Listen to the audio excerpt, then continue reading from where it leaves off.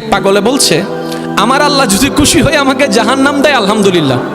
এবার শিক্ষিত সমাজ যারা আমাদের মতো কিছু আছে না, বেশি পণ্ডিত, এবার যাই বলতেছে সবাই চাই জান্নাতে যাইতে, এই পাগলে চাই জাহান্নামে যাইতে। কত বড় গাদা। পাগলে মুস্কি হেসে বলে যায়, হ্যাঁ ঠিকই বলছেন, আপনাদের মতো সুস্থ আমি হতে চাই না, এই পাগলেই থাকতে চাই। এবার তাদের একটু টনক লটলো, কই কেন?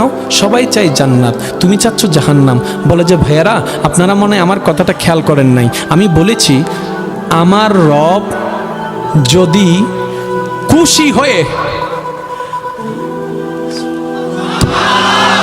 আমার রব যদি খুশি হয়ে আমাকে জাহান্নাম দেয় আমি সেটাও নিতে রাজি। বলে যে এখনো বুঝলাম না।